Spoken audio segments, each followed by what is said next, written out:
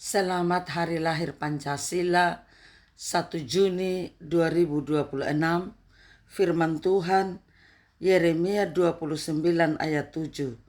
Usahakanlah kesejahteraan kota kemana kamu aku buang, dan berdoalah untuk kota itu kepada Tuhan, sebab kesejahteraannya adalah kesejahteraanmu. Tema merawat rumah bersama, iman yang hidup dalam Pancasila. Hari ini tanggal 1 Juni, bangsa kita memperingati hari lahirnya Pancasila. Sebagai bagian dari bangsa Indonesia, kita bersyukur atas fondasi negara yang kokoh yang dirancang oleh para pendiri bangsa untuk menyatukan ribuan pulau, suku, bahasa, dan bangsa. Namun seringkali muncul pertanyaan di dalam hati kita. Bagaimana seorang pengikut Kristus menempatkan dirinya di tengah-tengah ideologi negara? Apakah iman kita terpisah dari kewargaan negara kita? Firman Tuhan hari ini dengan tegas menjawab bahwa iman dan tanggung jawab sosial kebangsaan adalah dua hal yang tidak bisa dipisahkan. Kita dipanggil untuk tidak menjauh, tidak menjadi menara gading yang menjauh dari realitas, melainkan menjadi garam dan terang yang berdampak nyata bagi bumi tempat kita berpijak. Ketika rakyat Yahudi di Babel didera kegalauan seperti tidak ada harapan, mereka dihiburkan dengan surat dari Nabi Yeremia yang memberi semangat supaya mereka tetap berkarya walau berada dalam pembuangan. Meskipun mereka hidup di tanah asing, mereka tetap dipanggil untuk berkontribusi, berusaha, dan mendoakan kesejahteraan tempat mereka tinggal. Ini adalah panggilan untuk tetap berpengharapan dan aktif, bahkan di tengah situasi yang tidak ideal.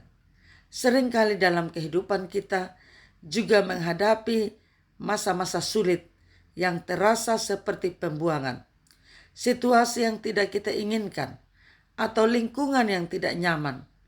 Namun firman Tuhan mengajarkan bahwa harapan tidak pernah padam. Tuhan ingin kita tetap berkarya, menjadi berkat, dan membawa damai, meskipun kita berada dalam keadaan yang sulit.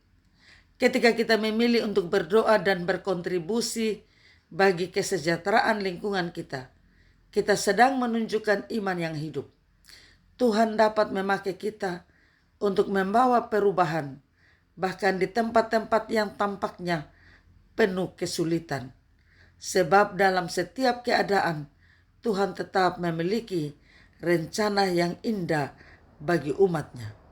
Jadi marilah terus setia dan percaya bahwa dimanapun kita ditempatkan, Tuhan tetap menyertai kita. Mari bersuara, berdoa, dan menjadi terang bagi dunia. Karena kesejahteraan tempat kita tinggal juga adalah kesejahteraan bagi kita sekalian. Sebuah kota kehilangan berkatnya jika aparat penegak hukum hanya tajam untuk menghukum masyarakat kecil yang mencari sesuap nasi, tetapi tumpul dan melindungi orang besar yang merusak tatanan sosial. Umat Tuhan harus menjadi suara kenabian yang menyuarakan kebenaran. Kesejahteraan yang sejati terjadi ketika hak masyarakat kecil dilindungi, ketika setiap orang dihargai, dan ketika kejujuran menjadi fondasi dalam hidup bermasyarakat. Kota kita seringkali terdiri dari rupa-rupa suku dan tradisi. Mengusahakan kesejahteraan berarti kita mau membuka diri untuk menghargai budaya bersama. Kita dipanggil untuk membangun jembatan persaudaraan, bukan tembok pemisah. Ketika kita menghidupi nilai-nilai kebersamaan, seperti duduk bersama, menghormati komitmen, menjaga keamanan wilayah dari konflik, dan saling mendukung, disitulah berkat Tuhan mengalir. Amin. Mari kita berdoa.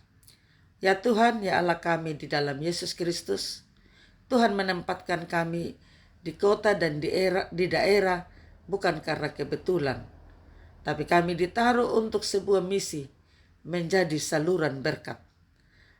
Mampukan kami untuk menciptakan kesejahteraan. Mampukan kami merawat rumah bersama dengan iman yang bertanggung jawab dan penuh kasih. Berkati kami, berkati pendengar sabdamu.